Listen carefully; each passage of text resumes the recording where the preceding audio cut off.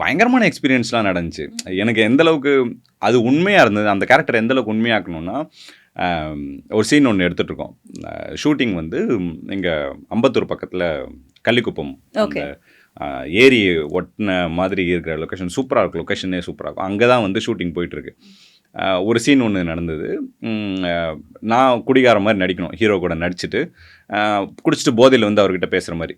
காலையில் 8 மணிக்கு அந்த ஷாட்டு போயிட்டுருக்கு. 8 மணிக்கு போயிட்டுருக்கு.